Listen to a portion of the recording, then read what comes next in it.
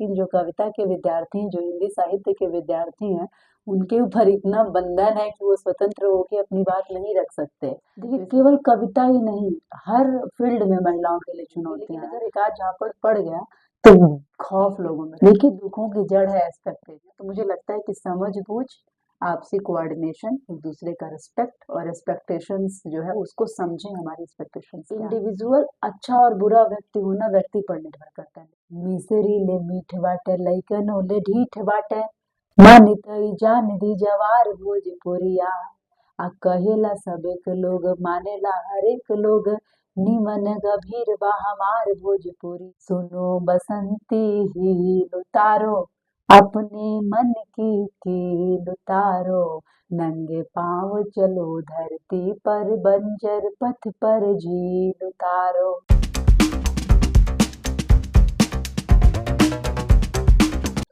नमस्कार, आप देख रहे हैं जनसुराज और मैं चंदन शर्मा। इस वक्त मौजूद हूँ गोरखपुर में और एक युवा कवयित्री से बात करने की कोशिश करूंगा, जानूंगा इनके कविता की जर्नी के बारे में, इनके अब तक की लाइफ किस तरीके से चली है इसके बारे में, और भी कई बातें करूंगा। इनको कई मंचों पे संचालन करते हुए मैंने देखा। इनकी कविताएं इतनी मंत्रमुग्ध करने वाली हुई कि मैं अपने आप को रोक नहीं पाया इनसे मिलने के लिए। हालांकि जो लोग देखे होंगे, जो लोग सुने होंगे, वो इनसे अच्छी तरीके से वाकिफ होंगे, लेकिन फिर भी मैं चाहूंगा कि आप एक संक्षिप्त परिचय हमारे दर्शकों को दें। नमस्कार चंदन जी। सभी दर्शकों को मेरा नमस्कार। मेरा नाम आकृति विक्या है और फिलहाल गोरखपुर से ताल्लुक रखती हूँ और वर्तमान में बनारस में वनस्पति शास्त्र की शोध छात्रा हूँ और लिखने पढ़ने में भी मन लगा रहता है। जैसा समय बनता है वैसा आपसे जुड़ा जाता है। तो सबसे पहले आपने यही बताया कि आप शोध कर रही हैं, जो विषय है आपका वो साइंस का विषय है, लेकिन आपको हम और जो आपको जानने वाले लोग हैं वो कवि और कविता करते हुए देखे हैं। तो शोध तो आप विज्ञान से कर रही हैं, लेकिन इस कविता में आपकी रुचि कैसे हो गई साहित्य में? देखिए जो प्राइमरी इंटरेस्ट होता है वो बचपन से ही डेवलप हो जाता है और जो साइंस का व्यक्ति चयन करता है वो इंटरमीडिएट ग्रेजुएशन में करता है, क्योंकि बायोलॉजी और फिजिक्स मेरे फेवरेट सब्जेक्ट हुआ करते थे और मुझे लगता है कि मैं कविता को अधिक इसलिए जी भी पाती हूँ क्योंकि मैंने उसकी स्पेसिफिक पढ़ाई नहीं की। क्योंकि आजकल बहुत बड़ी बात लग सकती है, लेकिन जो कविता के विद्यार्थी हैं, जो हिंदी साहित्य के विद्यार्थी हैं, उनके ऊपर इतना बंधन है कि वो स्वतंत्र होके अपनी बात नहीं रख सकते। तो इस मामले में कहीं न कहीं मैं ब्लेस्ड हूँ कि उसकी पढ़ाई या उस परंपरा से मुझे आने-जाने का कोई दबाव नहीं है, तो मुक्त होके लिख पढ़ सकती हूँ। बचपन से इंटरेस्ट था गाँव समाज को देखते हुए, तो नाना जी से थोड़ा बहुत कविताओं का परिचय मिला, फिर धीरे-धीरे पढ़ना लिखना, घर में बहुत अच्छी लाइब्रेरी रही, फिर ऐसे ही क्रम चलता चला गया। हमने देखा है कि इस समाज में महिलाओं के प्रति लोगों की सोच में बड़ा अंतर पाया जाता है और आज आप एक महिला होते हुए इस तरीके से बड़े मंचों पे संचालन करती हैं। आप कितना देखती हैं कि महिलाओं को इस फील्ड में, आपके कविता के फील्ड में किस तरीके की चुनौतियों का सामना करना पड़ता है? देखिए केवल कविता ही नहीं, हर फील्ड में महिलाओं के लिए चुनौतियां हैं। उसका कारण आप भी जानते हैं कि एक पितृसत्तात्मक समाज की एक अवधारणा रही, जिसके कारण अगर कोई महिला बाहर निकल रही है तो एक भ्रम लोगों को रहता है कि हम उसको स्वतंत्रता दे रहे हैं। तो अगर मानवाधिकार की दृष्टि से देखें तो महिला भी तो अपने हक लेके पैदा हो रही है, तो आप स्वतंत्रता देने वाले कौन होते हैं? आप सहयोग कर सकते हैं, आप साथी बन सकते हैं, लेकिन कहीं न कहीं कुछ रूढ़ियाँ आई हैं, उसकी वजह से हर फील्ड में दिक्कत है और हमारे फील्ड में खासकर कविता और संचालन के फील्ड में मैं थोड़ी ब्लेस्ड रही कि गोरखपुर ने बेटी की तरह दुलारा और कहीं न कहीं शुरू से मुखर भी रही हूँ। इसलिए शुरू में तो एक आध बार लोगों ने हिम्मत की भी होगी, लेकिन अगर एक आध झापड़ पड़ गया तो खौफ लोगों में रहता था कि इतनी खराब लड़की है कि सीधा लताड़ेगी। लेकिन बहुत सारी बच्चियां इस तरह नहीं हो पाती, उसमें उनका दोष नहीं होता, उन्हें सिखाया नहीं जाता। मेरे घर में मेरी मम्मी ने शुरू से ही सिखाया कि अगर कुछ गलत हो रहा है तो उसका विरोध करो।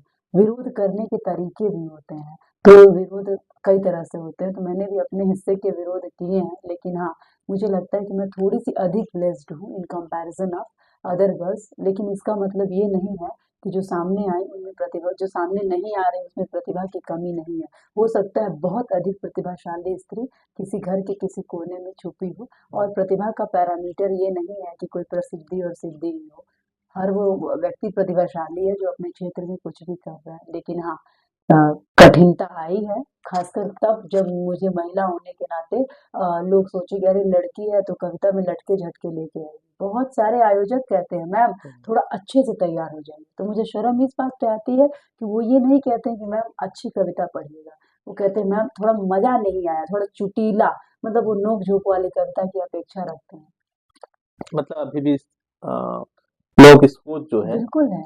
वो महिला के प्रति बहुत अच्छी नहीं ज़्यादा। है, आप बहुत खुद अच्छी नहीं। सोचिए, आप अगर अगर सोच ऐसी नहीं होती तो जो शादियों में आपने देखा होगा कि जो एक ऑर्केस्ट्रा शब्द का अर्थ तो वाद्य वृंद होता है, लेकिन आजकल जो बाजार में ऑर्केस्ट्रा जिसे आप कहते हैं, टाली पे चढ़ के 4 लड़कियां नृत्य कर रही हैं और उसे आप किस श्लील भावना से देखते हैं, आप खुद बताइए। कि बिल्कुल ही ऐसा लगता है कि पाएंगे तो खा जाएंगे, ये स्थिति है। तो वो तो सोच अपने आप सामने आ जाती है। ऐसे में महिलाएं अपने आप को किस तरीके से सुरक्षित रखें? देखिए, महिलाओं को चयन करना पड़ेगा, खाली महिला ही नहीं, हर किसी को। हम्म, जैसे मान लीजिए आप पत्रकारिता कर रहे हैं, ठीक है, आप चाहते तो कुछ अश्लील विषयों के साथ भी आप आ सकते थे और रातों रात आप मिलियन व्यू स्टार बन जाते, लेकिन आपने एक अच्छे मुद्दों का चयन करने का निर्णय लिया है।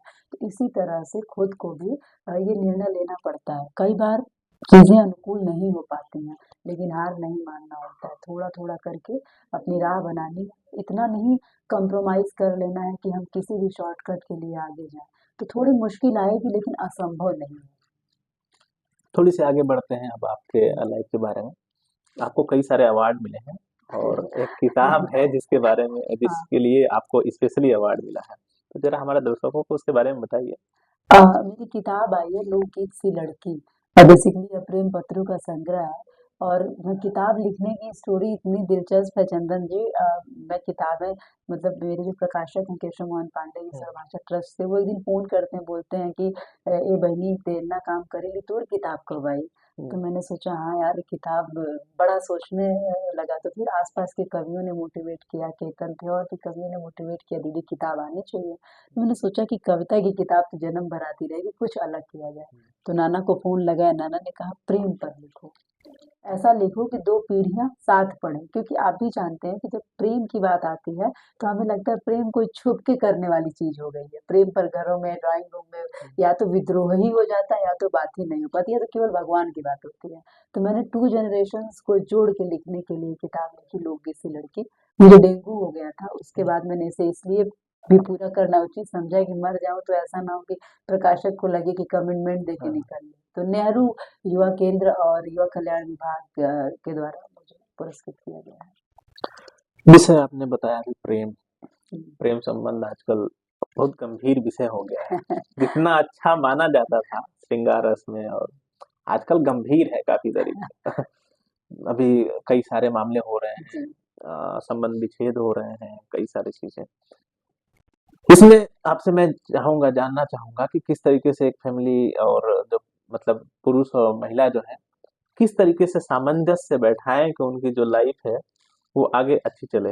देखिए, दुखों की जड़ है एक्सपेक्टेशंस। हम्म, इतनी ज्यादा एक्सपेक्टेशंस है, सारा झगड़ा। जैसे कि मान लीजिए, एक उदाहरण दे रही हूँ कि आप हैं और कोई महिला है, मान लीजिए प्रेम संबंध में है, आप चाहेंगे कि वो रातों रात बिल्कुल हूबहू आप जैसी हो जाए, ये कैसे संभव है। एक्सपेक्टेशंस ही दुख का जड़ है, असहमतियां वहीं से पनपती हैं। हम चाह लेते हैं कि सब कुछ हमारे जैसा हो जाए, जीवन में कंट्रोल हो जाए। कभी कभी विसंगतियों के भी खिलाफ आवाज उठाना जरूरी भी है, कभी कभी नहीं, हमेशा। अगर बोझ लग रहा है तो ठीक है, अलग हो जाना बेहतर है। लेकिन आप सोचिए, इस बात पे झगड़ा कि तुमने मेरा मोबाइल चेक किया, इस बात पे तलाक हो जा रहे हैं, इस बात पे तलाक हो गया कि तुम एक कप चाय बना के नहीं दे सकते। जिसको चाय बनानी ही नहीं आती वो आपको क्या बना के देगा। और आजकल जो स्त्री विमर्श है, मतलब भूल चूक माफ करते हुए कह रही हूँ, कई बार स्त्री विमर्श का स्वर भी ऐसा है कि सिर्फ आग लगाने का काम कर रहा है। तो मुझे लगता है स्त्री विमर्श एक बहुत विशाल संकल्पना है। इसके अर्थ पे आप जाएं तो उसका मतलब ये है कि जो स्त्रियां हैं वो समानता के लिए बात कर रही हैं। तो बहुत सारी चीजें हैं, तो उसमें कई बार विवादित चीजें बढ़ती जा रही हैं। तो मुझे लगता है कि समझ-बूझ, आपसी कोऑर्डिनेशन, एक दूसरे का रिस्पेक्ट और एक्सपेक्टेशंस जो है उसको समझें, हमारी एक्सपेक्टेशंस क्या है। इन्हीं सब पे कंट्रोल करके थोड़ी चीजें हो जाएंगी। ठीक है। आरा यूनिवर्सिटी से आपको भोजपुरी में गोल्ड मेडल गोल्ड मिला मेडल है। मिला। तो उस गोल्ड मेडल पाने के लिए आपने कितना मेहनत किया? देखिए बहुत मेहनत नहीं करना पड़ा, वहाँ का जो विषय था वो बहुत ऐसा मतलब वहाँ की जो पाठ्यक्रम है, वो बहुत ज़्यादा हमारे पूर्व ज्ञान से संबंधित था, लेकिन बहुत सुंदर पाठ्यक्रम है, तो उसे पढ़ते-पढ़ते हो गया। मुझे बिल्कुल उम्मीद नहीं था कि गोल्ड मेडल मिलेगा, हालाँकि वो गोल्ड मेडल विवादित भी रहा। बाद में सीजीपीए और मेरिट का विवाद है, लेकिन विश्वविद्यालय का जो निर्णय है वो सर माथे पर, काफ़ी सारे दोस्त खफा भी हुए, लेकिन फिर भी आई रिस्पेक्ट जो भी यूनिवर्सिटी का फैसला है।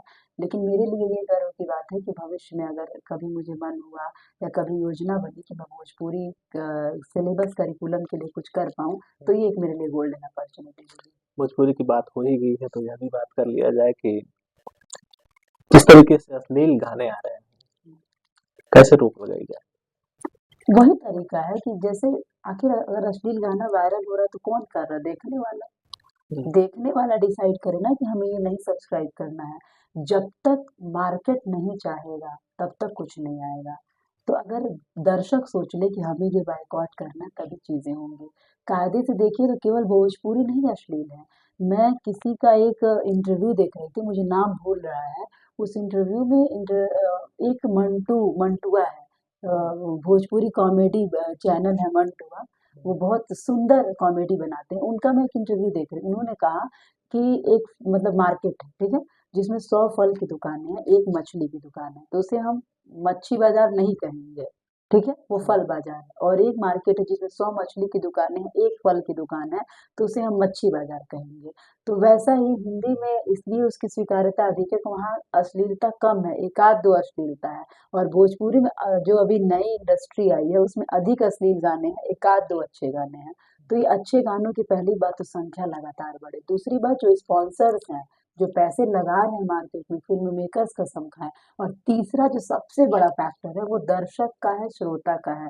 जो ट्रक चलाने वाले लोग हैं, आप कभी उनके साथ बैठ के सुनिए वो क्या सुनते हैं। केवल ट्रक चलाने वाले नहीं, शादियों में जाइए देखिए लड़कियां किस गाने पे नाच रही हैं। तो खुद मतलब मैंने तो आपको बताऊँ 2-3 गानों पे मैं भी डांस करती हूँ। मैं लिख के बता सकती हूँ, मैंने पियर फराक वाली गाने का कंटेंट सर्च किया तो मैं बता सकती हूँ कहाँ वाला पार्ट कट करना है। मैरून कलर साड़ियाँ देखा और एक हीरोइन हो हीरोइन, 3 गाने मैंने ऑब्ज़र्व किए हैं, तो उसमें भी लगा कि ये वाला पार्ट कट कर दूँ तो गाना अच्छा है। लेकिन ऐसा नहीं कि केवल भोजपुरी में अश्लीलता है, जिन्हें लगता है उन्हें भोजपुरी के अध्ययन की ज़रूरत है और भोजपुरी गानों को सुनने की ज़रूरत है। आप चंदन तिवारी से लेकर दीपाली सहाय को लेकर, अंकिता पंडित को लेकर मतलब नकार नहीं सकते इनकी उपस्थिति। ये लोग अच्छा कर रहे हैं, अनन्या ऐनी है, सुशांत अस्थाना है, there an number of names who are doing good. Srishti आजकल कर रही हैं, ये तो मैं अपने आस-पास बता रही हूँ। शारदा जी अभी दिवंगत हुई, उनका तो पूरा एक जवार रहा। तो आप नहीं कह सकते हैं केवल अश्लील है। और ये मतलब मैं सबसे रिक्वेस्ट करती हूँ कि आप भोजपुरी के अच्छे गानों को सुनें और फूहड़ गाने जो है ना, वो आप नहीं सुनेंगे तभी उनका मार्केट डाउन होगा, नहीं तो हम आप बतियाते रहेंगे और वो गाने ट्रेंड करते रहेंगे। लेकिन स्टार्स तो वही लोग बन रहे हैं जो लोग अश्लील गाने गा रहे ये आप नहीं कह सकते स्टार्स। क्या शारदा जी अपना स्टार नहीं रही? जिनके जाने पर हर आँख नम हुई है, क्या वो स्टार नहीं रही? ये हमें लगता है कि जो फ़ेमस है वही स्टार है। देखिए सिद्धि और प्रसिद्धि के बीच बहुत बेसिक अंतर है। आपको अगर वो बहुत अच्छा स्टार लग रहा है तो आप अपने स्कूल में गेस्ट बुलाएँगे? आप फूहड़ गाने वालों को अपने स्कूल में गेस्ट बुलाएँगे? मैं आपसे पूछ रही हूँ, आप हैं। नहीं, ऐसा नहीं होगा। क्यों? आखिर देखिए वही है ना, मूल्यों के साथ कौन स्टार से ये देखना होगा। लेकिन ये बात सही है, जब सवाल रोटी और कपड़े की होती है तब कहीं न कहीं विचार डगमगाते हैं कि फाइनेंशियली वो अधिक सक्षम है। तो ऐसे में ये पूरा रोल जो है ना वो जवार का है, मार्केट इन्वेस्टमेंट का है और दर्शकों का है। दर्शकों की बात की जाए तो इंटरनेट जिस तरीके से मोबाइल के साथ अंतिम व्यक्ति तक पहुँच रहा है, जी। तो क्या आपको लगता है कि ये मोबाइल इंटरनेट जो जैसे मज़दूर वर्ग है, उस तक पहुँचना इस बात के लिए मतलब प्रेरित कर रहा है कि जो अश्लील गाने हैं या उस तरीके के गाने हैं, वो लोग ज़्यादा चूँकि शिक्षित नहीं हैं, इस वजह से वो उसकी तरफ ज़्यादा आकर्षित हो रहे हैं। ऐसा क्या लगता है क्या आपको? पहले मुझे लगता था ना कि जो शिक्षित नहीं है वही फूहड़ गाने सुन रहा है, लेकिन हमारे पूर्वज तो शिक्षित नहीं थे, तो उन्होंने कैसे गंगा माई की उच्च अररिया को हम तक पहुंचा दिया। और हम शिक्षित लोग हैं, हमने 4 भी अच्छे गीत अपनी अगली पीढ़ी को नहीं पहुंचाए। ये बहुत वो है, चिंतन की बात है। देखिए, आजकल जो बहुत शिक्षित लोग हैं ना, उसमें भी अधिकांश लोग अपने मन में ये बना लेते हैं, बेटा काऊ बोलो, गैया मत बोलो, बेटा मॉम बोलो, मैया मत बोलो। तो दोनों तरह के लोग हर जगह। और अब ये आरोप हम नहीं लगा सकते कि केवल मजदूर वर्ग ही बुरा है या मजदूर वर्ग ही बुरा नहीं है, सॉरी, बुरे गाने सुन रहा है, ठीक है। आजकल बहुत शिक्षित लोग भी एकदम नरक किए हुए हैं, ठीक है। तो ये हमेशा रहे। मैंने इसलिए कहा कि मैंने ट्रक वालों का नाम इसलिए लिया कि हालांकि मेरी कोई ऐसी स्पेशल कुंठा नहीं है, लेकिन वो लोग अक्सर ड्रिंक किए हुए पाए जाते हैं। तो ड्रिंक करने के बाद वो जिस उत्तेजना के भाव में रहते हैं और उसी तरह के गाने सुनते हैं। अब कई ड्रिंक करने वाले लोग प्लीज अन्यथा ना ले लें कि मैं सबको कह रही हूँ, लेकिन आप ये एक रियल क्रश है। लेकिन ऐसा नहीं कि मजदूर वर्ग हर तरह का। मैंने बहुत, हमारा जब घर बन रहा था तो मैंने देखा, ईंटा जब जोड़ाई हो रही थी, इतनी सुंदर सुंदर राजमन चाचा शारदा जी के गीत सुनते थे। तो मैंने देखा है। तो देखिए, इंडिविजुअल अच्छा और बुरा व्यक्ति होना व्यक्ति पर निर्भर करता है, लेकिन अगर इंटरनेट पुराने लोग मतलब जड़ों तक पहुंचा है तो उससे कुछ अच्छी चीजें भी हुई हैं। अभी तो आप देखिए कि आजकल घर घर के बच्चे, बीपीएससी के रिजल्ट आए, आपने देखा होगा खान सर के क्लासेस पढ़ के बच्चे कहाँ तक पहुंच गए। तो इंटरनेट आपके हाथ में है और सदुपयोग आपके हाथ में है, ये आपका विवेक तय करता है। बाकी मनोरंजन और शिक्षा दोनों दो चीजें हैं, ठीक है। तो इनके बीच का तारतम्यता, अगर इस पे हम बात करें तो हमारे घंटे बीत जाएंगे, सोल्यूशन नहीं निकलेगा, लेकिन आपका अपना विवेक तय करेगा। अंत में इंटरव्यू को क्लोज करने से पहले, क्योंकि आप कविताएं कहती हैं, तो हम चाहेंगे हमारे दर्शकों को आप सबसे आपकी जो सबसे प्रिय कविता हो वह सुनाएं। मैं 2 कविताएँ दर्शकों को छोटे-छोटे सुनाऊँगी। एक मेरा भोजपुरी में छंद है, चूँकि भोजपुरी में हमने अच्छी बात कही की, तो भोजपुरी में एक छंद है जो मैं दर्शकों को देना चाहती हूँ। मैं चाहती हूँ कि मेरी जो माई भाषा है भोजपुरी, हमार माई भाषा है, ओकरे प्रति रउआ लोग बढ़िया भाव रखी।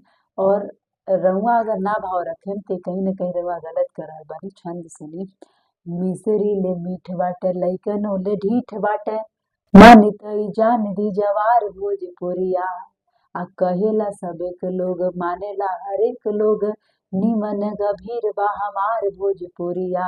आ सुनी भोजपुरिया के बबुनिया लाल सुनी, करेला जोहार ई जवार भोजपुरिया।